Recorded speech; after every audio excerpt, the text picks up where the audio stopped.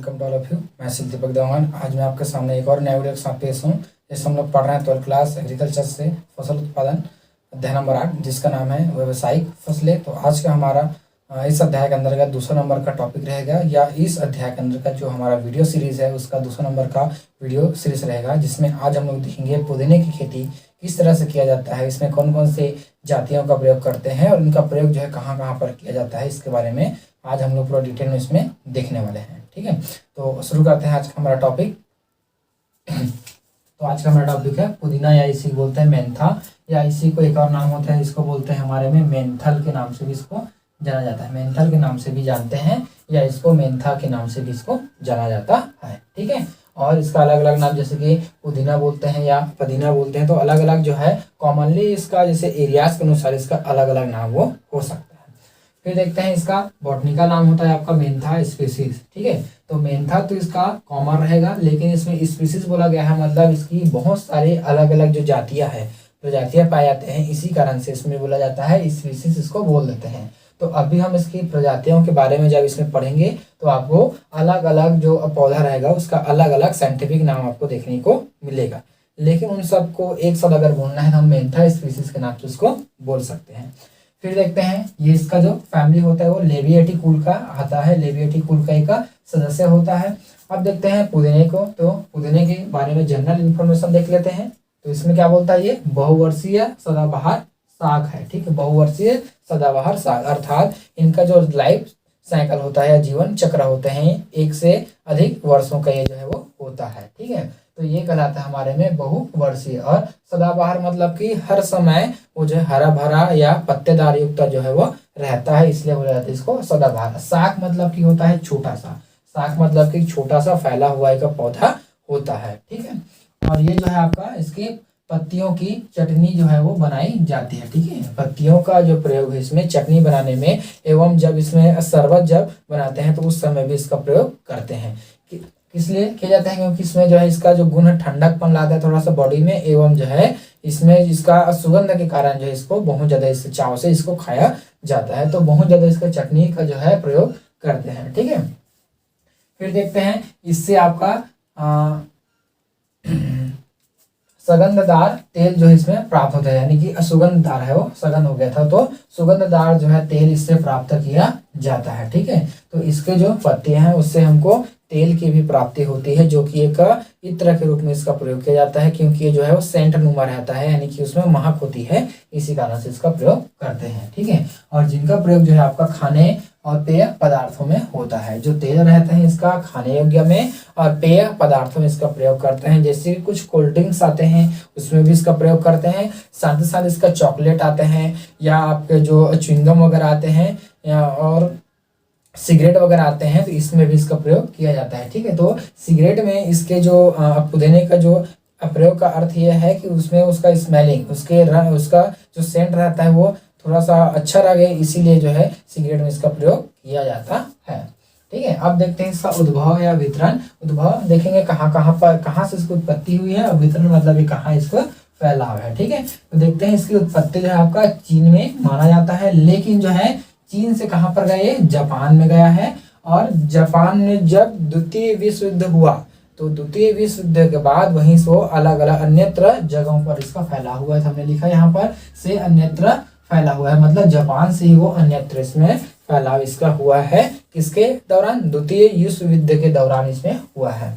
और भारत में लगभग 50 हेक्टेयर जो भूमि है पर इसकी जो है वो खेती किया जाता है। ठीक है, 50 हेक्टेयर भूमि पर इसकी खेती करते हैं पूरे भारत में। ठीक, फिर देखते हैं इसकी प्रजातियां कि इसके कितने प्रकार की प्रजातियां हमारे पास पाया जाता है। तो लगभग हमको 7 प्रकार की प्रजातियां देखने को मिलेगा, जिसमें सबसे पहला आता है हमारे में मेंथा आर्वेन्सिस के नाम से इसको जाना जाता है। जो यह जाति है पश्चिमी हिमालय और आपके कुमायूं और गढ़वाल पंजाब आदि में जो है वो पाया जाता है। ठीक है, फिर देखते हैं उसके बाद दूसरे नंबर का बोलते हैं इसमें मेंथा ऑल्वेंसिस, या इसकी उपजाति है आपका परापरेंसिस के नाम से इसको जो है वो जाना जाता है। और इससे से आपका मेंथॉल नामक जो है तेल की प्राप्ति होती है। मेंथॉल आपको याद रखना है कि इससे आपका मेंथॉल नामक जो है तेल की प्राप्ति इसमें होती है, मेंथॉल तेल इससे निकलता है।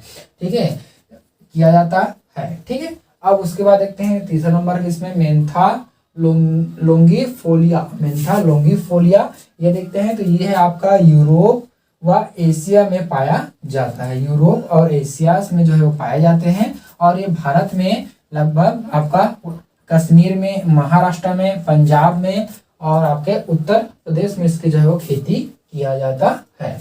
और इससे आपका पाचक औषधि बनाया जाता है। पाचक औषधि जैसे कि अमचूर वगैरह के साथ जो इसमें मिक्सिंग रूप में इसको मिलाया जाता है। ठीक है, फिर देखते हैं हमारे पास चौथा है मेंथा पाइपेरिटा। ठीक है, मेंथा पाइपेरिटा, इसमें देखते हैं इसको विलायती पुदीने के नाम से इसको जो है वो जाना जाता है। विलायती पुदीने के नाम से इसको जो है वो नाम से जाना जाता है। और इसको जो है आपका पंजाब में, कश्मीर और महाराष्ट्र में इसकी खेती जो है वो किया जाता है, यहीं पर उसको उगाया जाता है। और इसके तेल का जो है प्रयोग इत्र व साबुन में किया जाता है। इत्र मतलब जो हमारे पास परफ्यूम आता है, बॉडी स्प्रे आते हैं, उसमें इसका प्रयोग होता है। साथ साथ आपके साबुन, तो साबुन अलग अलग प्रकार के जो साबुन आते हैं उसमें भी इसका प्रयोग किया जाता है।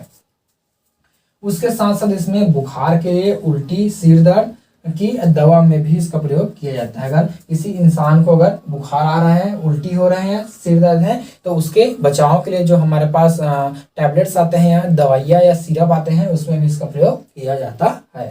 ठीक है, फिर पांचवा नंबर का आता है हमारे में मेंथा स्पिकाटा। तो इसको देखते हैं, इसका अन्य नाम होता है हमारे पास पहाड़ी पुदीने के नाम से इसको जो है वो जाना जाता है। और ये जो है आपका पंजाब में, उत्तर प्रदेश, महाराष्ट्र में इसकी खेती जो है वो किया जाता है। जो पहाड़ी इलाके वहां पर इसकी खेती करते हैं।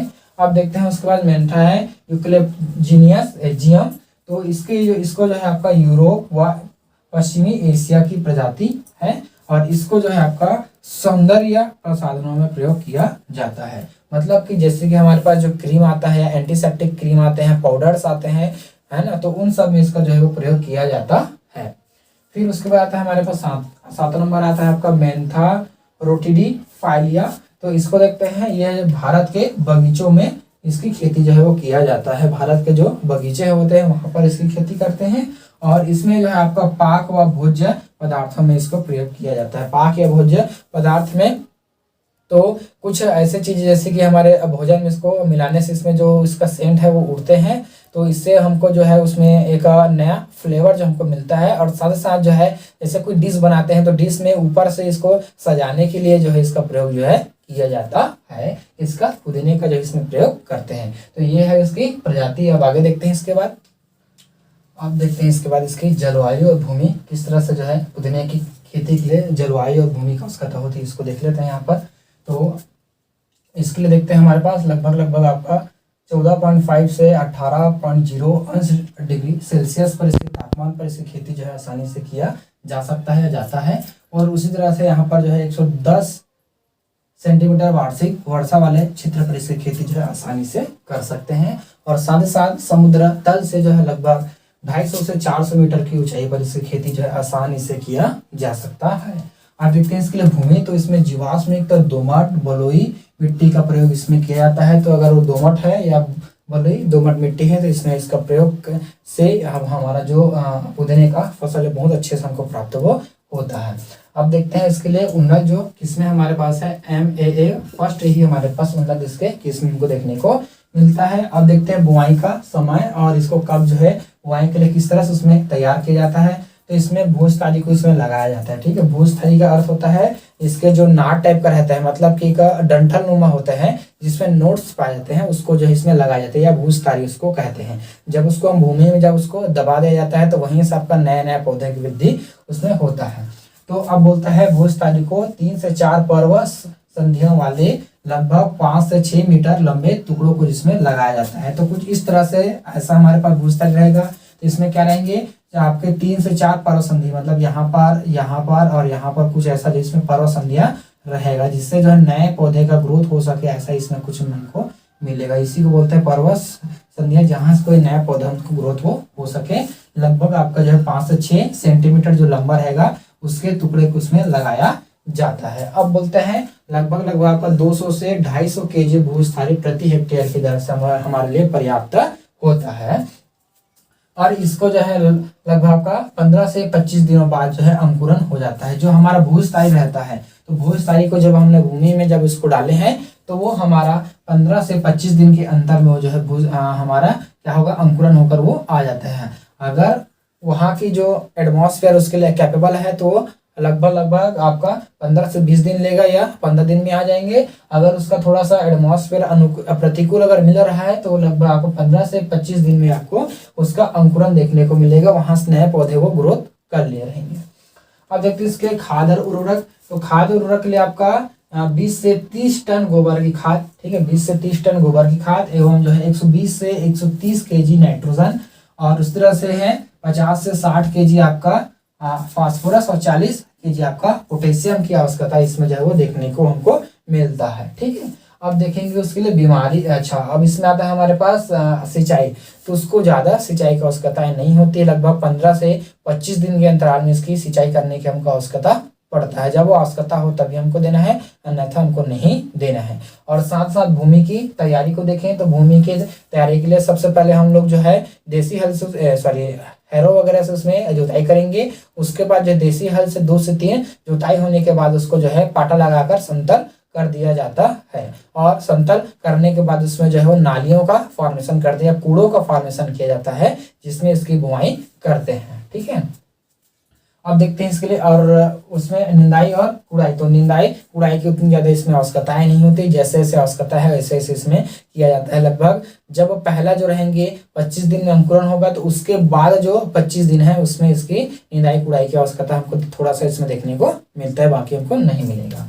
फिर देखेंगे इसमें आपका बीमारियां का रोकथाम। तो देखते हैं यहाँ पर जड़ का गलन रोग। अगर जड़ का गलन हुआ है तो किसके द्वारा होगा, वो फफूंदी के द्वारा होने वाला वो होता है। तो इसके लिए हमारे पास क्या होता है, 10 से 20 केजी प्रति हेक्टेयर के दर से आपका ब्रेसिकॉल का इसमें प्रयोग किया जा सकता है। ब्रेसिकॉल के प्रयोग से उसमें हमको इसका क्या मिलेगा, निपटान हमको देखने को मिलेगा। फिर आते हैं इसमें कीट आते हैं। तो इसके लिए आपका 0.5% घुलनशील गंधक के 1000 लीटर पानी में घोलकर इसका छिड़काव जो है वो लगभग आपका 10 से 15 दिन के अंतराल पर जो है लगातार उसमें किया जाता है। इससे इसमें कीटों के रोकथाम को हमको देखने को जो बीमारियां उसके रोकथाम को देखने को इसमें मिलेगा। फिर देखते हैं इसका कीट एवं रोकथाम देखेंगे। तो कीटों से रोकथाम पहला आता है इसमें दीमक। तो दीमक के रोकथाम के लिए क्या रहता है हमारे पास, हेप्टाक्लोर 3% को जो है आपका लगभग 45 से 55 केजी चूर्ण प्रति हेक्टेयर के दर से इसको जो छिड़काव किया जाता है, उसमें उसको बुरकाव करते हैं। फिर आता है हमारे में सिंगामिया सलाब। इसके लिए देखते हैं तो यहाँ पर आपका 5% जो है आपका डिप्टेरेक्स का जो है 10% BSC एवं जो है आपका मिथाइल पेराथियान 2% को जो है आपका 20 से 25 केजी प्रति हेक्टेयर के दर से इसको छिड़काव अगर हम वहां पर करते हैं तो हमारे में सिंगामिया शलभ का जो कीट है उससे नियंत्रण हमको देखने को मिलेगा।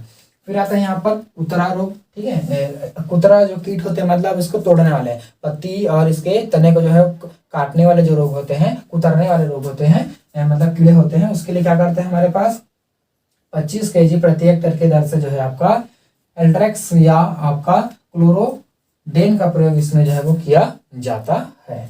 अब देखते हैं यहाँ पर इसकी कटाई आते हैं।